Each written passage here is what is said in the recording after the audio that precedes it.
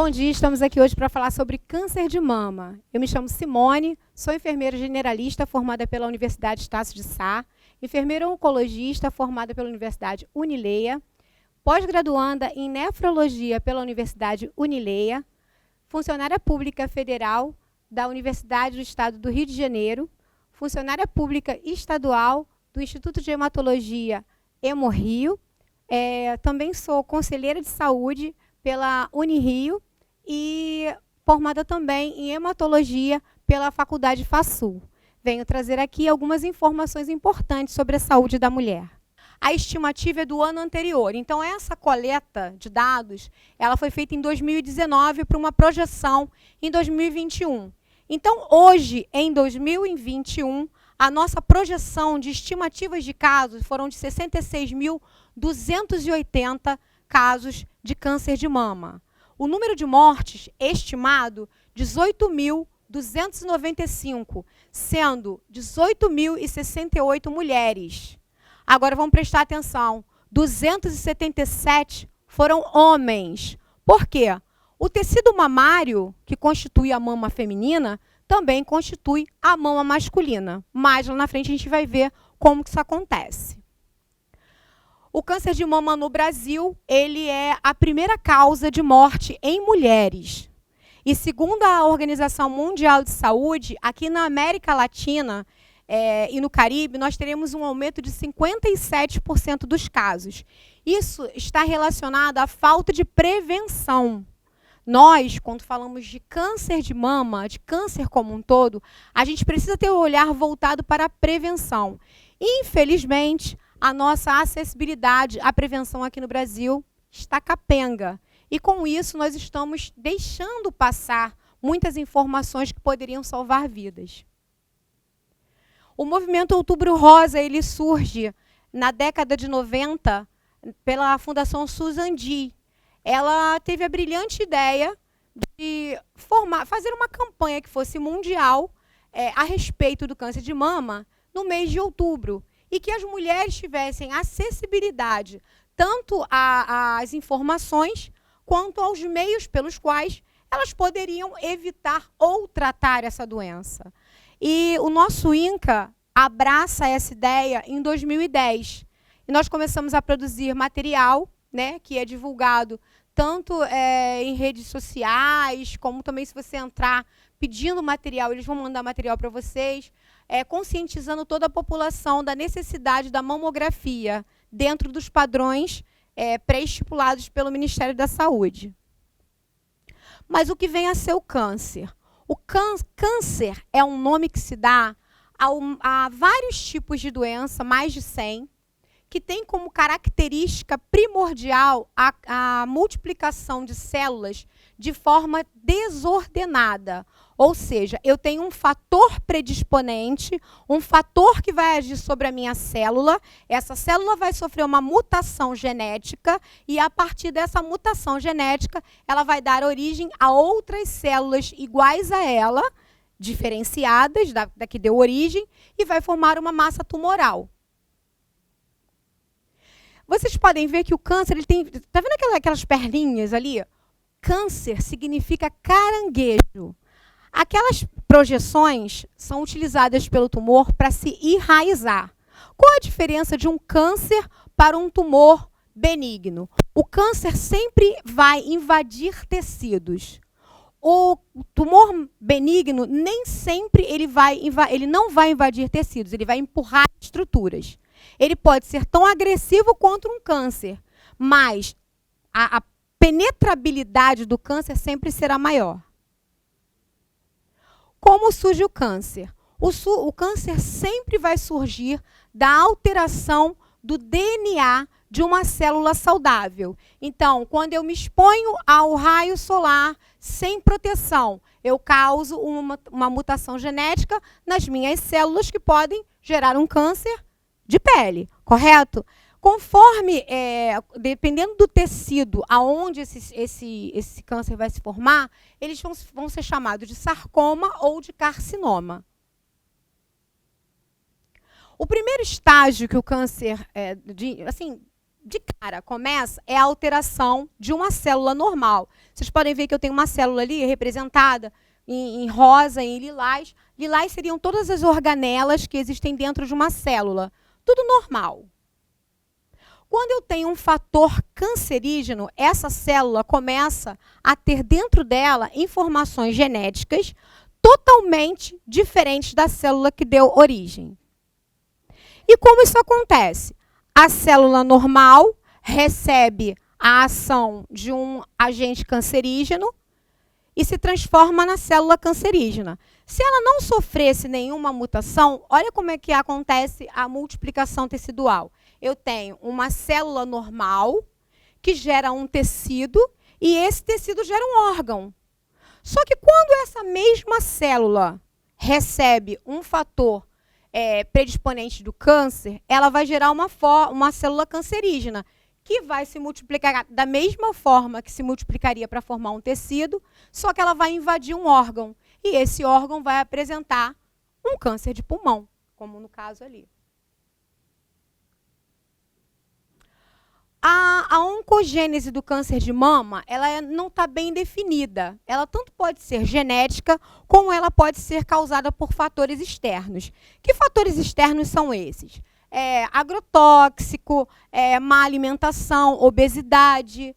E cerca de 10 a 20% dos cânceres de mama estão ligados à hereditariedade. O câncer de mama ele surge a partir de células que já estão dentro da mama, né, células normais da nossa mama. Existem vários tipos de câncer de mama. Eu não trouxe aqui a especificação de cada um deles, porque não há necessidade de eu falar isso. Mas existem vários tipos, existem alguns que são muito agressivos e outros que se desenvolvem muito rápido, outros que são menos agressivos e vão se desenvolver lentamente. E o importante é que tanto um quanto o outro seja diagnosticado precocemente. Quanto mais rápido a gente descobre o câncer, mais rápido a gente trata e melhor e mais eficiente vai ser a cura. Aqui são os fatores que são fatores predisponentes, tá? Aqui a minha referência sempre é o INCA e o Ministério da Saúde. Então, tudo que eu trago para vocês é baseado naquilo que o INCA preconiza, naquilo que o Ministério da Saúde preconiza. Lá na frente eu vou mostrar também outras informações que não são preconizadas pelo Ministério da Saúde, mas que são adotadas pela rede privada. Então, aqui eu tenho como fator predisponente os fatores ambientais e comportamentais. Então, a obesidade, o sobrepeso, atividade física, consumo de bebida alcoólica, exposição frequente à radiação ionizante, como a radioterapia, exames de diagnóstico, tomografia, raio-x e mamografia. Vou falar rapidamente de cada um deles. Obesidade e sobrepeso. Na obesidade, nós temos um tecido, que é o tecido celular subcutâneo, que ele se multiplica em tecido adiposo. Esse tecido adiposo ele produz estrogênio. E o estrogênio, ou estrógeno, ele é responsável pela proliferação das células cancerígenas. Então, ele é um fator predisponente. A obesidade é um fator predisponente. Para quem é obeso, é legal ficar de olhinho, melhorar essa qualidade física, manter o peso corporal para diminuir essa produção de estrogênio. O sobrepeso também, né? A pessoa que não chega a ser obesa, mas tem um sobrepeso, uma sobrecarga de gordura. Essa pessoa tem, sim, uma produção de estrogênio maior que vai influenciar nas mamas e que pode, sim, desenvolver um câncer de mama. Outro fator predisponente é a inatividade física. A atividade física, ela promove melhoria de todos os hormônios. Então, se eu não tenho atividade física, os meus hormônios eles podem muito bem estar descontrolados. Esse descontrole hormonal pode levar ao surgimento do câncer de mama. O consumo de bebida alcoólica, o álcool, ele altera a fosforilação oxidativa que ocorre dentro da célula, dentro da mitocôndria que está dentro da nossa célula. Essa mitocôndria, sofrendo essa lesão, ela pode levar à formação de uma célula anormal. Lembra que eu falei que o câncer surge a partir de uma célula normal que se transforma em uma célula anormal. Agora, não é, Simone, eu não posso tomar nenhuma cervejinha? Sim, você pode tomar uma cervejinha. O que você não pode fazer é beber constantemente, todos os dias, ad eternum. Porque não só o câncer de mama, mas outros tipos de cânceres também estão associados à ingestão de álcool. A exposição à radiação ionizante, guardem isso na cabeça. A exposição a raios ionizantes para exames diagnósticos. Tomografia, raio-x e mamografia. Eu estou frisando exame diagnóstico, porque lá na frente eu vou esmiuçar isso. E o tabagismo, por incrível que pareça, ele não tem uma comprovação científica de que ele cause especificamente o câncer de mama. Ele está associado a vários outros tipos de cânceres, mas ele não está vinculado diretamente ao câncer de mama. Na segunda fileira, eu tenho fatores históricos da reprodução, ou da vida reprodutiva hormonal. Primeira menstruação antes de 12 anos, é menarca. A menina que menstrua antes de 12 anos, a gente tende a postergar, a interromper. Quando a gente começa a fazer o broto mamário, com 8 anos já está com broto mamário, essa menina vai começar a menstruar com 10 anos. É legal isso? Por uma série de fatores, não, porque ela vai passar a exposição hormonal por muito mais tempo na vida reprodutiva dela. Tá? Então, menarca ou menstruação antes de 12 anos é um fator predisponente de câncer de mama lá na frente por exposição ao estrogênio por mais tempo. Não ter filhos. Nós somos uma máquina feminina, isso não é machismo, tá? Nós somos programadas para ser mamães, né? Então, todo mês, o nosso ciclo menstrual prepara nossas mamas e o nosso útero para receber um concepto. Se isso não acontece, mesmo assim, as nossas mamas são sensibilizadas. Se nós não amamentamos, elas são sensibilizadas e algumas células que deveriam ser usadas para a amamentação ficam ali, envelhecem e podem, se através do estímulo do hormônio estrogênio, virar um câncer mais lá na frente. Primeira gravidez depois de 30 anos, a mesma coisa, sempre estrogênio na história. Uma mulher, depois dos 30 anos, além de toda essa fase hormonal que ela teve, ela ainda não amamentou. Então, ela tem células mais antigas nessa mama que podem, sim, através da ação desse estrogênio, gerar esse câncer de mama. Parar de menstruar após 55 anos também tem a ver com a exposição a longo prazo a hormônios que estimulam o tecido mamário.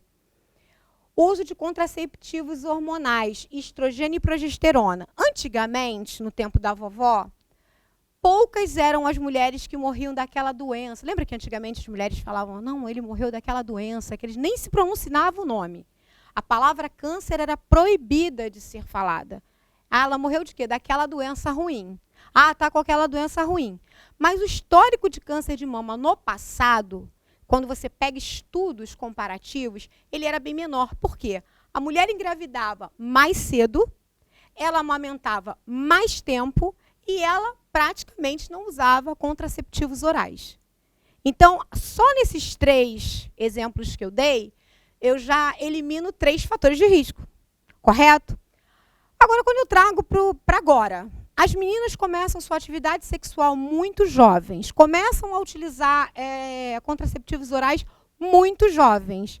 Então, tem essa exposição hormonal também muito jovens. Então, isso também é um fator predisponente. Ter feito reposição hormonal pós-menopausa, principalmente por 5 anos. Algumas mulheres têm necessidade de fazer reposição hormonal. Não é por conta de, o cabelo vai ficar feio, a pele vai ficar ressecada. Não, algumas mulheres passam por essa fase, têm descontrole de pressão arterial, têm descontrole, têm os fogachos, que são os calores, que são insuportáveis para algumas mulheres. E essas mulheres precisam fazer essa transição, que seria o quê? Eu tenho hormônio a minha vida sexual inteira e, de repente, o meu corpo para de produzir progesterona e estrogênio. É óbvio que o meu organismo vai começar a ter algumas reações que ele não tinha antes.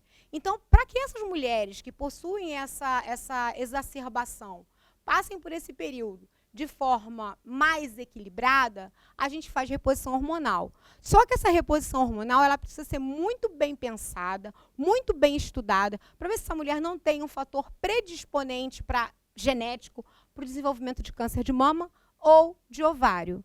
algumas mulheres simplesmente não podem fazer a reposição hormonal. E essa reposição não pode passar de 5 anos, porque passa a ser um fator predisponente do câncer mamário.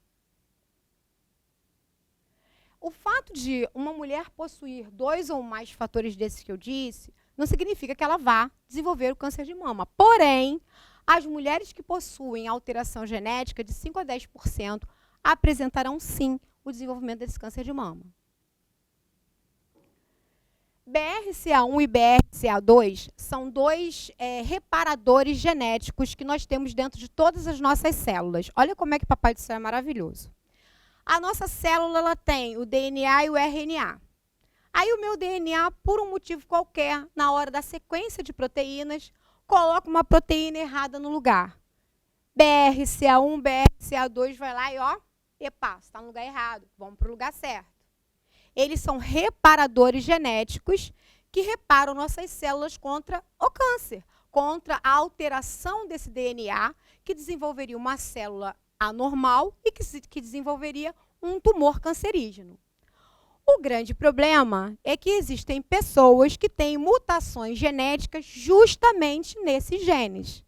E quando essas pessoas apresentam mutações genéticas nesses genes, esse DNA não é reparado. E quando esse DNA não é reparado, a célula se multiplica e dá origem ao tumor. Esse BCR-A1, ele é responsável pelo câncer de mama, mas ele também é responsável pelo câncer de ovário. Ele é responsável o BCR2, responsável pelo câncer de mama, de ovário e também de próstata. Vocês veem que o homem também está enquadrado nesse fator genético. Ele tanto pode desenvolver o câncer de próstata, como ele também pode desenvolver o câncer de mama, sendo portador desse gene, tá? E interessante é que nós temos uma pessoa muito famosa que fez uma pesquisa genética e descobriu ser portadora de BCR1. Essa é a dona Angelina Jolie. Angelina Jolie foi criticada mundialmente por fazer uma mastectomia bilateral. Qual é a história genética dessa moça? A mãe dessa pessoa morreu com 52 anos. A irmã portadora de câncer teve que fazer uma mastectomia. A avó morreu de câncer. E ela foi fazer a pesquisa genética e realmente ela era portadora e resolveu fazer mastectomia radical dos 2 lados, colocou prótese, porém continuou sendo portadora do BRCA1 e, portanto, pode desenvolver um câncer de ovário. O que ela acompanha hoje, ela já não acompanha mais os dos seios, mas acompanha os dos ovários. Como prevenir o câncer? Tirando o fator genético, que você precisa de um acompanhamento um pouco mais evidenciado pelo médico, a própria atividade física, a perda de peso, evitar o consumo de bebida alcoólica e amamentar o máximo possível, são fatores que ajudam muito na proteção da mama da mulher e do desenvolvimento dessa doença, que é uma doença, sim, cruel. Eu sempre coloco esse cuide-se aqui, porque o ato da gente se conhecer e se cuidar é o mais importante quando se trata de câncer de mama ou qualquer outro tipo de câncer. Aqui eu estou dando foco ao câncer de mama, mas conheçam o corpo de vocês. Toquem o corpo de vocês. Não interessa aonde nem como, mas toquem. Não tem um dia, uma data específica para vocês se tocarem. Achou alguma coisa estranha? Achou alguma coisa que... isso aqui não estava aqui antes? Procura um médico, vai avaliar. Às vezes não é nada, mas às vezes pode ser uma manchinha que surgiu, que você não tinha ali, né? Uma protuberância em algum lugar que você achou que não estava ali. Os meninos que jogam bola, bate a bola no peito. Isso aqui não, isso aqui foi uma bolada que eu levei. Pode não ser, pode ser um broto desenvolvendo um tumor benigno ou um tumor maligno de mama. Outra coisa. Antigamente, o Ministério da Saúde ele preconizava o autoexame das mamas. Hoje, nós não recomendamos o autoexame das mamas. Nós recomendamos o autoconhecimento das mamas. Qual a diferença? Eu vou tocar a minha mama quando eu quiser. não necessariamente com a técnica que o Ministério da Saúde antigamente preconizava. Eu vou tocar meus seios no banho, eu vou tocar meus seios quando eu estou trocando de roupa. Aí eu cheguei cansada, tirei o sutiã, eu passei a mão nos meus seios. Eu estou durante o banho, eu vou passar a mão nos meus seios. Não necessariamente com técnica, porque a maioria dos tumores que são achados por mulheres são achados assim, do nada, não necessariamente durante o autoexame das mamas. Porém, se vocês forem procurar alguma coisa, nunca utilizem a ponta do dedo. Porque a ponta do dedo você vai achar estruturas chamadas ácinos, que constituem o tecido mamário. E aí você vai pensar que é um tumor e não é. São algumas bolsinhas que nós temos dentro da mama que são produtoras de leite. Esses ácinos, que são as divisões que nós temos na mama, eles ficam cheios de leite quando nós engravidamos e eles ficam ali quietinhos quando nós não estamos grávidas. E crescem pela influência do hormônio, pela influência do estrógeno, eles crescem todo mês e pode ser que você chegue ali e tem um tumor aqui, e não é. Tá? Então, a forma correta, dedinho, ó, palpando a mama, se quiser fazer nela toda. Divide em quadrante, toca para dentro, tá? Para fora e circular, como eu vou mostrar aqui na frente. É importante que esse toque se estenda até as axilas, porque às vezes a mulher não consegue sentir nada no seio, mas ela acha um linfonodo, a famosa íngua. Esse linfonodo pode sim estar associado ao uso de um desodorante, como pode estar associado ao surgimento de algum tumor ou até mesmo de um tumor benigno, tá? Olhar-se no espelho, antigamente a gente falava, levante o braço, mas se olhar no espelho, veja, existem mamas que são assimétricas por si só. Existem mamas que são uma menor do que a outra por si só. Mas se a sua mama não é assim e passou a ser, procure um mastologista, tá? Não tente olhar no Dr. Google, porque o Dr. Google não estudou 6 anos mais 2 de especialização. Ele simplesmente, as pessoas vão alimentar com o que elas quiserem ali e o Dr. Google vai dizer para você até você achar uma resposta que te acalante melhor, né? Porque às vezes não é a resposta que você precisa, mas é a resposta que o Google te dá. E você fica feliz porque preencheu aquele vazio que você tinha, aquele medo que você sentia. Então, achou qualquer modificação na mama, seja estrutural, seja na altura, o que for você achando de diferente na sua mama, procure um médico. Ali era como era feito o autoexame. Se alguém quiser fazer ainda, pode ser bem feito, mas não tem uma data específica para se fazer mais. O homem se tocando também da mesma forma, bracinho atrás da cabeça, né, para melhor observar. Vai observar essa mama. Também não tem uma data específica, até porque o homem não menstrua. Pode ser a qualquer momento. No banho, trocando a camisa. Dá uma olhada, olha para você, se toca. E o que eu preciso procurar? Isso aqui é muito importante. Crescimento de veias. Sempre que eu tenho um tumor, uma das coisas que começa é a angiogênese. Porque esse tumor ele precisa de sangue para crescer. Então, a mama fica com... Já viram mulheres que acabaram de dar à luz? A mama fica bem, né, engurgitada, fica cheia, e você consegue ver todo o circuito venoso dela. A mama de quem tem câncer de mama, muitas vezes, pode apresentar essa configuração da mama engurgitada e com a presença de veias aparecendo. Outra coisa, secreção saindo do mamilo. Pode ser uma secreção branca, transparente, sanguinolenta. Lesão na pele que não cicatriza. Pode ser uma lesãozinha que você passa remédio, ela fecha e abre. Fecha e abre, fecha e abre. Procura um médico. Pode ser, sim, um câncer de mama exteriorizando. Mudanças na textura da pele. Às vezes você está olhando para os seus poros ficam mais dilatados. A pele fica mais grossa. Procura também o médico. Afundamentos e endurecimentos da pele. Às vezes a mama está normal, mas está mais funda de um lado. Tumor na pele. Ali seria uma lesão que não cicatriza. Aqui é um tumor, ou seja, não tem nada aparente, não tem lesão nenhuma, mas quando eu passo a mão eu sinto um carocinho. tá? Então, seria um tumor na pele. Alterações no tamanho, você vê que um lado está maior do que o outro. Alteração ou inversão do mamilo. Existem mulheres que têm mamilos evertidos, ou seja, mamilo para dentro. Essas vão continuar observando que o mamilo dela é assim mesmo. Mas se você tem um mamilo normal e esse mamilo começa a inverter, é para você procurar um médico para saber por que isso está acontecendo. E a vermelhidão e inchaço da mama, que tanto pode ser uma mastite, como pode ser um indício de câncer de mama. Aqui eu tenho uma lesão vegetativa, é um câncer de mama já exteriorizado.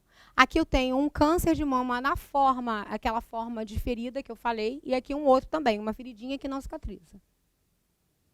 Aqui um outro sinal, que é aquele que eu falei da pele, que fica com aspecto de casca de laranja.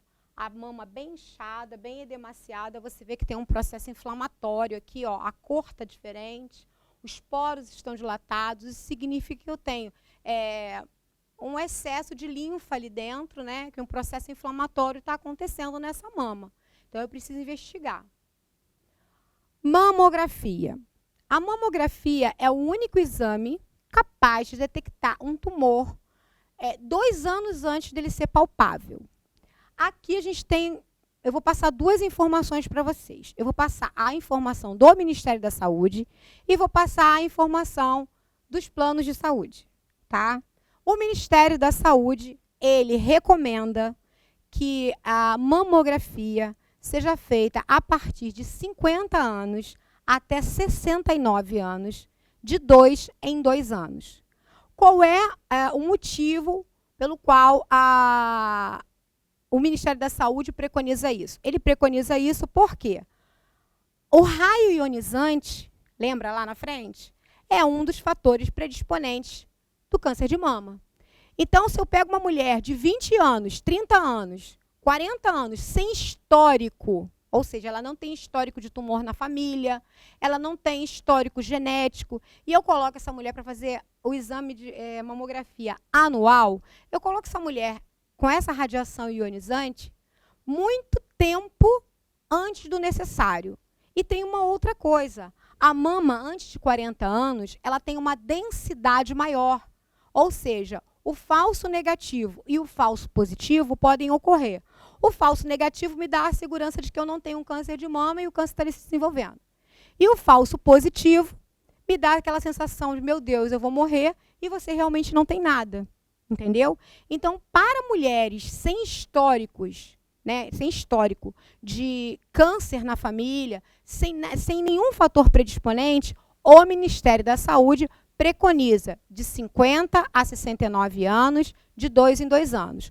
As que têm fator a qualquer momento. As que têm fator de risco.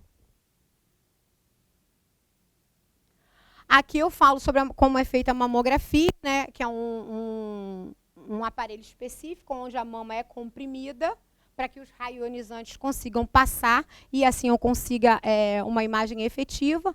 Aí eu tenho a presença de um tumor e os linfonodos, por onde o câncer se espalha. Ah, fulano tinha câncer de mama e agora está com câncer no pulmão. Porque o câncer, ele desprende células tumorais e essas células tumorais invadem os linfonodos. Esses linfonodos levam essa célula tumoral para invadir um tecido à distância. Essa é uma das características de todos os cânceres. Aqui a mamografia, como ela é feita, como eu falei, ele consegue detectar 2 anos antes. Aqui vocês vejam, ó, uma mama infiltrada, bem densa, com um câncer já bem desenvolvido, um câncer pequeno, um câncer em desenvolvimento e um bem pequeno ali. Então, é essa imagem que eu preciso ter para diagnosticar a minha paciente. Naquele último caso, e nesse caso aqui, eu vou fazer uma confirmação através do ultrassom, e se ainda assim eu não tiver certeza, eu vou fazer uma biópsia. Que eu já falei da Sociedade Brasileira de Mastologia. A Sociedade Brasileira de Mastologia e Ginecologia e Obstetrícia, ela preconiza o exame a partir dos 40 anos, todo ano, tá?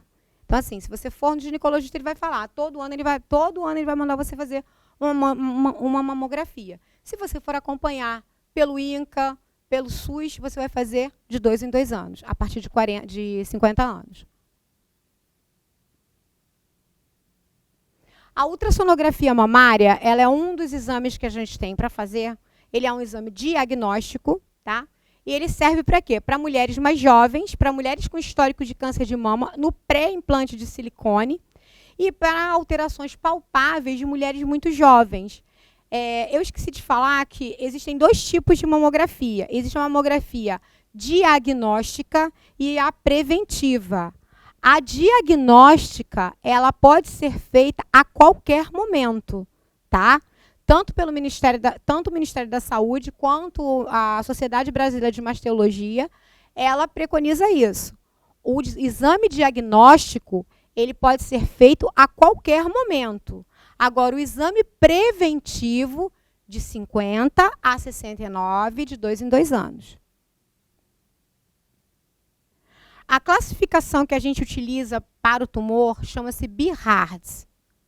Então, quando você fizer a sua mamografia, a sua ultrassonografia mamária, seja você homem ou mulher, vai vir essa classificação. Se a sua classificação é 0, eu não tive dados suficientes para dizer se você tem ou não alguma lesão mamária. E vou precisar pedir outros tipos de exame para que eu possa confirmar o meu diagnóstico, né? Então, eu vou pedir uma mamografia com compressão, que é uma mamografia um pouco mais comprimida, não é dolorida, mas vale a pena, tá?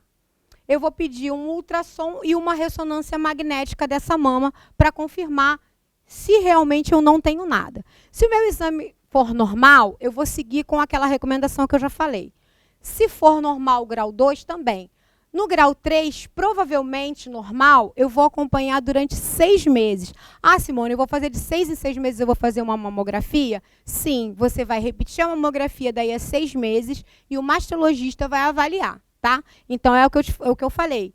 É um caso dentro de outro caso.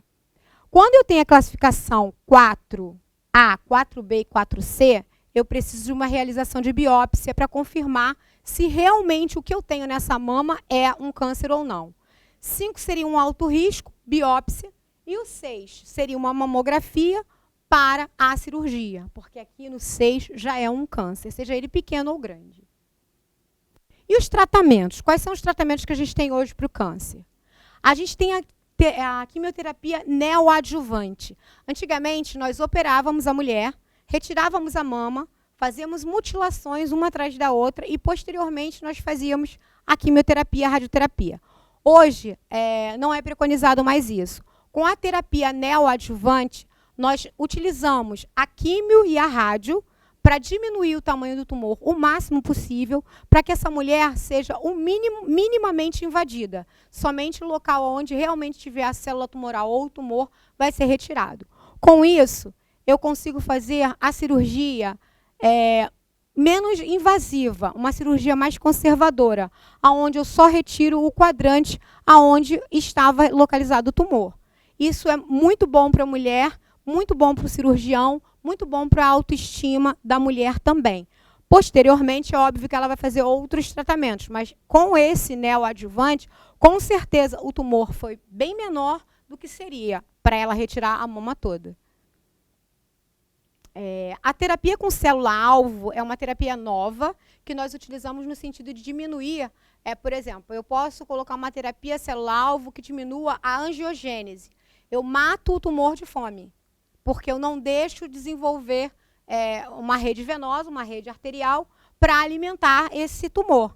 Então, uma terapia-alvo vai agir ali no tumor, impedindo que ele cresça. Também pode ser uma terapia neoadjuvante. E os medicamentos que são bloqueadores do estrogênio e da progesterona. Alguns tumores já existentes em mulheres já tratadas, eles são receptores de estrogênio e de progesterona. Então, eu coloco uma medicação que impede que a progesterona e o estrogênio entrem em contato com essa célula, desenvolvendo ainda mais esse câncer, fazendo esse câncer voltar a ser ativo. Mastectomia radical, bilateral, com esvaziamento de linfonodo numa mulher jovem, né? Provavelmente, essa mulher é uma mulher portadora, sim, dos genes oncogênicos, né? Aqueles que eu falei anteriormente, por ser tão jovem. Uma mastectomia radical, unilateral. Aqui é uma campanha que foi lançada no ano de 2019. É uma campanha Princesas Também Sobrevivem ao Câncer de Mama. E aqui eu escolhi a Yasmin e a Tiana para representar a minha paciente. Essa é Rosângela. Ela é aliás, Rejane, ela é uma paciente de câncer de mama bilateral. Ela é uma paciente que vem sendo tratada no Hospital Gafreguinli desde 2016. Para vocês terem uma ideia, ela é uma profissional de saúde, ela é técnica em enfermagem e o câncer passou desapercebido para ela, uma profissional de enfermagem. Ela foi diagnosticada com um câncer de mama unilateral, retirou a mama, fez mastectomia total. Posteriormente, esse câncer surgiu na outra mama. Foi feita a investigação genética e ela era portadora do gene da mutação causadora do câncer de mama. Hoje ela permanece em cuidados paliativos, ela já tem o câncer espalhado pelo corpo, ela tem o câncer já alojado no fêmur, no pulmão, mas apesar disso ela vive com qualidade porque ela sofre cuidados paliativos, ou seja, nós entramos para a manutenção da vida dela com qualidade. Os cuidados pós-operatórios. Como funciona a quimioterapia? A quimioterapia ela vai ser, depois da cirurgia, ela vai matar qualquer célula, qualquer vestígio de célula que possa ter ficado, para que não haja o que aconteceu com a Rejane, né? Não haja metástase. Ela pega o câncer, tanto lá na neoadjuvante quanto na posterior adjuvante, ela pega o câncer e diminui. São ciclos de quimioterapia com o objetivo de diminuir chance de desenvolvimento desse tumor em outro lugar ou diminuir o tamanho do próprio tumor. Hoje existe uma lei que obriga, o SUS já fazia isso, mas hoje existe uma lei que obriga os planos de saúde a oferecerem a quimioterapia oral. Essa lei tem 4 anos, porque antigamente o paciente era operado na rede particular e ficava sem apoio quanto à medicação e acabava vindo para o SUS.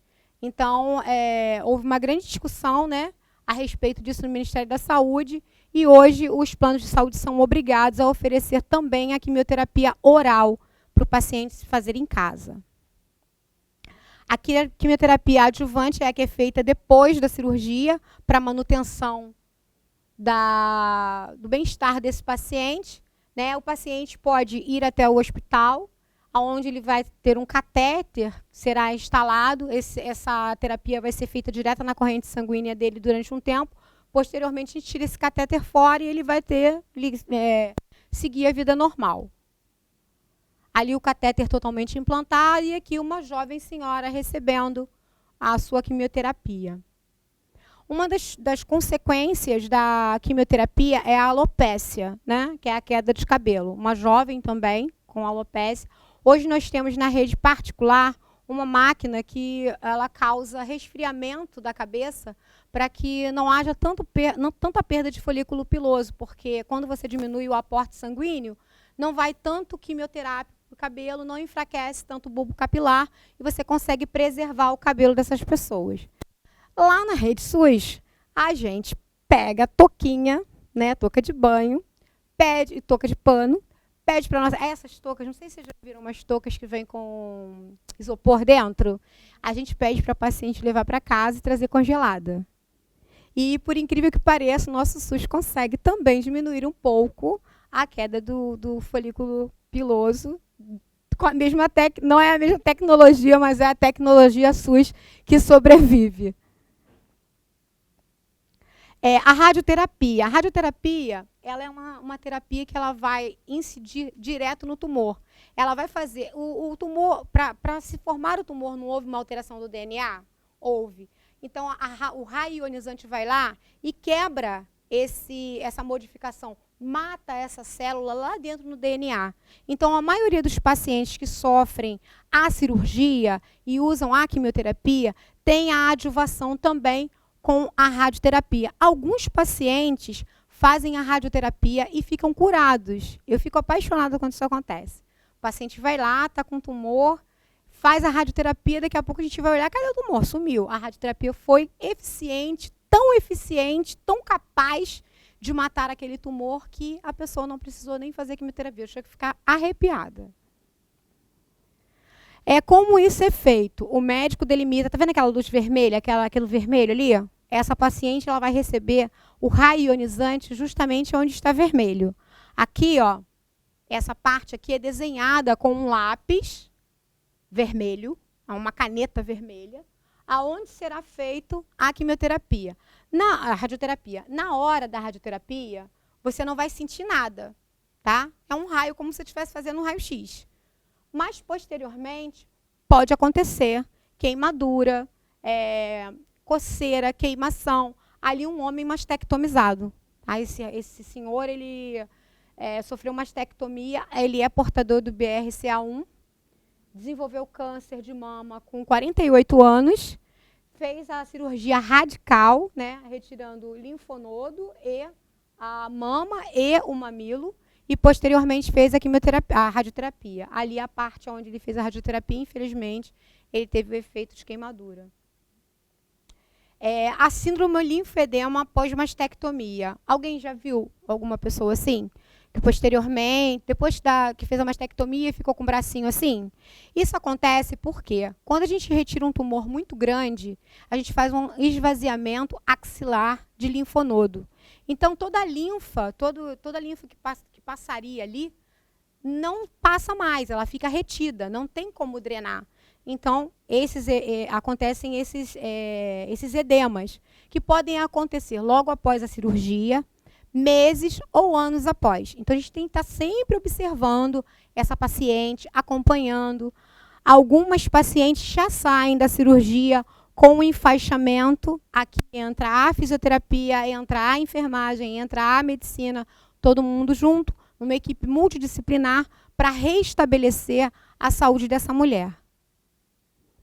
Posterior à retirada da mama, seja ela uma quadrantectomia ou uma mastectomia total, há uma necessidade de voltar às atividades físicas. Inicialmente, atividade física feita com o fisioterapeuta, para melhorar o alongamento dessa mulher. Já visto que o grande peitoral e o peitoral maior e o peitoral menor fazem parte da musculatura que movimenta o nosso braço. Então, se eu não faço os movimentos que o meu braço faz e fortaleço essa musculatura, essa mulher fica com um arco de movimento, né, preso. São mulheres, não sei se vocês já viram também, mulheres que não conseguem esticar o braço. Essas mulheres não fizeram, infelizmente, não tiveram um acompanhamento correto no pós-cirúrgico. Aqui o exercício para alongamento e para fortalecimento. E, depois disso tudo, precisamos recuperar nossa autoestima. Afinal, somos mulheres. Isso, por incrível que pareça, é um mamilo autoadesivo. Quando a mulher ainda não pode, por algum motivo, fazer a tatuagem, porque hoje existem tatuadoras maravilhosas. Inclusive, esse mês, algumas tatuadoras tiram 2 vezes por semana para estarem reconstruindo mamas de mulheres que foram mastectomizadas e perderam a sua autoestima por conta de perder o mamilo, que você olha no espelho e você se sente diferente. Então, esse é um mamilo autoadesivo. Aqui no Brasil não tem, usam-se mais lá fora. Aqui são próteses que são colocadas enquanto você não pode receber a prótese total. Então, são próteses que são colocadas dentro do sutiã.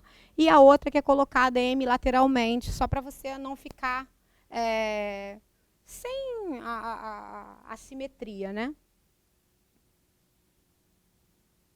Aqui são expansores. Após a cirurgia, você não tem pele suficiente para colocar um implante. Então, nós colocamos um expansor. Esse expansor ele tem uma bombinha lateral em que você vai colocar solução salina, soro fisiológico. Cada semana você coloca um pouquinho de soro fisiológico, para que a sua pele vá crescendo. Quando ela consegue atingir um tamanho X, que eu possa colocar uma prótese que vai ficar simétrica ao seio que você já tem, eu realizo a cirurgia. Aqui é um outro tipo de cirurgia, é a cirurgia feita com latíssimo dorsal. É um músculo que nós temos nas costas, que se retirado não vai fazer tanta diferença, e ele é colocado por trás do grande peitoral em forma de novo seio. Essa cirurgia, hoje em dia, ela não é muito preconizada, não. Hoje se faz mais o implante de silicone. E aqui é a obra de arte das nossas amigas, né, mulheres tatuadoras e homens também. Um seio que fez uma quadrantectomia e esse mesmo seio após a tatuagem. Olha que perfeição. Aqui também é uma tatuagem, lá. Aqui, além da tatuagem do mamilo, que não ficou tão 3D, porque ela não pôde fazer o nódulo mamário, não dava para fazer nela. Mas ele fez o que ele pôde para que ela ficasse com uma mama aceitável e bonita para ela, né? Porque tem que ficar aceitável e bonita para a mulher. Aqui foi feita uma mastopexia, que é o levantamento da mama, e foi colocada uma prótese bilateral, posteriormente feita a tatuagem. Essa paciente ficou em expansor por 6 meses, para posteriormente ganhar a sua prótese definitiva. Aqui eu procurei uma imagem que refletisse a todas nós, né? Infelizmente não achei mulheres negras, estão faltando ali, mas de todas as idades. Você vê que tem mulheres jovens, mulheres magras, mulheres obesas, mulheres idosas, todas passando pela mesma situação. Obrigada.